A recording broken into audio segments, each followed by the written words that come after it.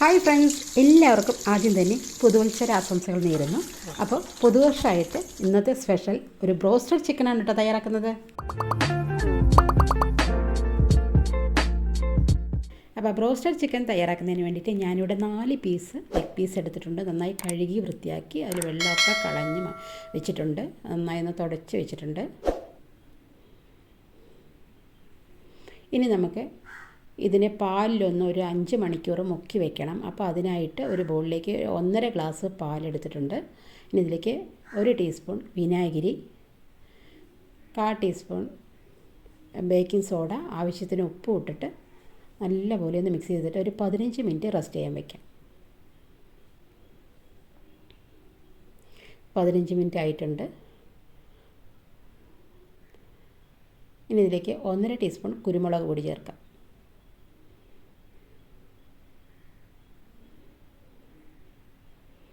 ഇതൊന്ന് മിക്സ് ചെയ്ത ശേഷം ഇനി ഇതിലേക്ക്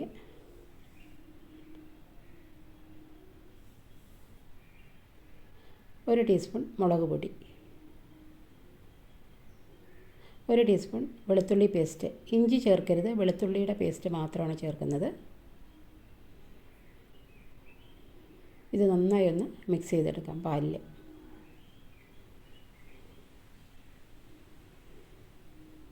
ഇനി 1 ടീസ്പൂൺ വിനാഗിരിയും കൂടെ ഒഴിച്ച് കൊടുത്തിട്ട് ഇതും കൂടെ ഒന്ന് മിക്സ് ചെയ്തിട്ട് നമുക്ക് ഓരോ ലെഗ് പീസ് ഇതിലേക്ക് ഇട്ട് കൊടുക്കാം.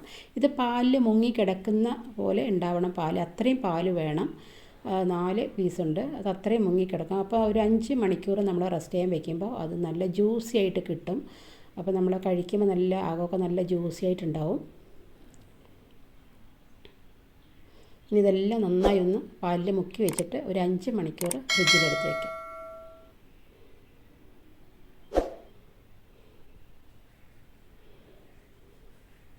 5 മണിക്കൂറായിട്ടുണ്ട്. ഇത് ചിക്കനൊക്കെ നല്ല തണുത്ത് വന്നിട്ടുണ്ട്. അപ്പോൾ നല്ല ജ്യൂസി ആയിട്ട് കിട്ടും. നമ്മൾ വിനാഗിരിയും പാലിലും മുക്കി വയ്ക്കുമ്പോൾ അത് അത്രയേ ഉള്ളൂ. നല്ല ജ്യൂസി ആയി കിട്ടുന്നതിന് വേണ്ടിയിട്ടാണ് നമ്മൾ ഒരു 5 മണിക്കൂർ റെസ്റ്റ് ചെയ്യാൻ വയ്ക്കുന്നത്. ഇനി നമുക്കതിനുള്ള കോട്ടിങ് തയ്യാറാക്കണം. 1 കപ്പ് മൈദ എടുത്തിട്ടുണ്ട്. അതിലേക്ക് ആവശ്യത്തിന് ഉപ്പ് ഇട്ട് കൊടുത്തിട്ട് 1 ടീസ്പൂൺ വെളുത്തുള്ളിയുടെ പേസ്റ്റ്. ഇത് നന്നായി ഒന്ന് മിക്സ് ചെയ്തെടുക്കുക. ഇനി ഇതിലേക്ക് 1 കോഴിമുട്ട പൊട്ടിച്ചൊഴിക്കാം. അതും കൂടെ മിക്സ് ചെയ്തെടുക്കാം.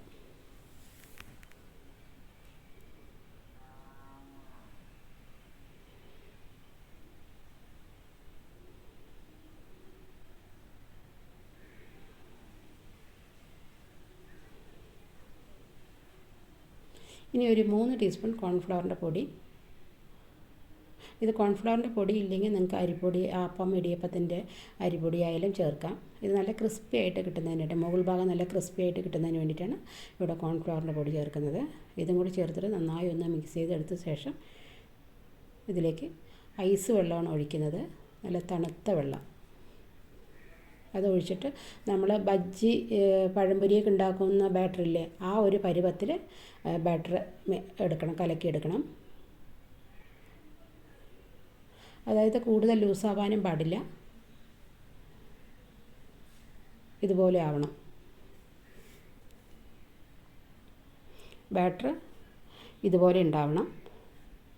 ഇനി നമുക്ക് ഒരു ബൗളിലേക്ക് 1 കപ്പ് മൈദ. ഇനി ഓരോ ലെഗ് പീസ് എടുത്തിട്ട് നമുക്ക് ആദ്യം ബാറ്ററിൽ മുക്കി കൊടുക്കാം. മൈദയുടെ ബാറ്ററിൽ നല്ലപോലെ 2-3 തവണ നന്നായി തിരിച്ചും മറിച്ചും നന്നായി ഒന്ന് മുക്കിയെടുക്കുമ്പോൾ അതിൽ നന്നായി ഒന്ന് കോട്ടിങ് ആയി വരണം.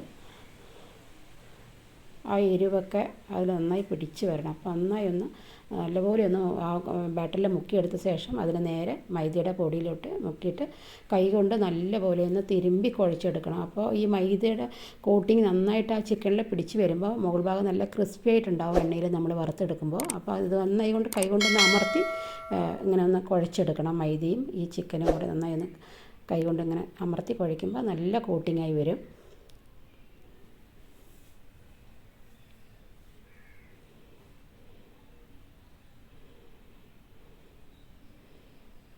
ഇനി ഇതിന് നേരെ ചൂടായ എണ്ണയിലോട്ട് ഓരോ പീസായിട്ട് ഇട്ട് കൊടുക്കുക. ആ സമയത്ത് നമ്മൾ എണ്ണ നല്ല ഫുൾ ഫ്ലെയിമിൽ ചൂടാക്കി വെക്കണം. നമ്മൾ ലെഗ് പീസ് ഇട്ട് കൊടുത്ത ശേഷം ലോ ഫ്ലെയിമിൽ വെച്ച് വേണം ഈ ഓരോ പീസും ചിക്കൻ പീസ് വറുത്തെടുക്കാൻ. കാരണം ഉള്ളിൽ നല്ല ജ്യൂസി ആയിട്ട് കിട്ടും വേണം, നന്നായി വെന്ത് കിട്ടണം, മുകൾ ഭാഗം നല്ല ക്രിസ്പി ആയിട്ടും കിട്ടണം, മുകൾ ഭാഗം കരിയാനും പാടില്ല.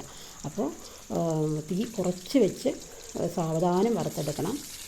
കുറച്ച് സമയം പിടിക്കും. അപ്പോൾ അതുകൊണ്ട് മുകൾ ഭാഗം കരിയാൻ പാടില്ല. അതുകൊണ്ടാണ്. അപ്പോൾ നല്ല പോലെ ഉള്ളു നന്നായി വെന്ത് കിട്ടുകയും ചെയ്യും. ലെഗ് പീസ് ആയതുകൊണ്ട് കുറച്ച് സമയം പിടിക്കും വേകാൻ. അപ്പോൾ ഒരു പീസ് ഇതുപോലെ വറുത്തെടുത്തിട്ടുണ്ട്. ഇതുപോലെ ആകുമ്പോൾ നമുക്കൊരു പാത്രത്തിലേക്ക് കോരി മാറ്റാം. ഇനി ഓരോ പീസും ഇതുപോലെ ലോ ഫ്ലെയിമിൽ ഒന്ന് വറുത്തെടുക്കുക. തിരിച്ച് മറിച്ച് ഇടയ്ക്കിടയ്ക്ക് ഒന്ന് മറിച്ചിട്ട് കൊടുത്തുകൊണ്ടേ ഇരിക്കണം. രണ്ട് സൈഡും ഒരുപോലെ വെന്ത് കിട്ടണം. മുകൾ ഭാഗം ഇതുപോലെ നല്ലൊരു ഗോൾഡൻ കളറായി വരുമ്പോൾ നമുക്ക് എടുത്താൽ നമ്മുടെ അടിപൊളി ടേസ്റ്റിയും പുറമേ ക്രിസ്പിയും അകം ജ്യൂസി ആയിട്ടുള്ള നമ്മുടെ ബ്രോസ്റ്റഡ് ചിക്കൻ നമുക്ക് വീട്ടിൽ തന്നെ എളുപ്പത്തിൽ തയ്യാറാക്കിയെടുക്കാൻ പറ്റും. അപ്പോൾ നമ്മുടെ new year special broasted chicken ഇവിടെ റെഡി ആയിട്ടുണ്ട്. ഇതെല്ലാവരും ഉറപ്പായും വീട്ടിൽ ട്രൈ ചെയ്ത് നോക്കണം. അപ്പോൾ എൻ്റെയും എൻ്റെ കുടുംബത്തിൻ്റെയും വക എല്ലാവർക്കും ഹാപ്പി ന്യൂ ഇയർ. അപ്പോൾ അടുത്ത നല്ലൊരു വർഷം നേർന്നുകൊണ്ട് എല്ലാവർക്കും ബൈ.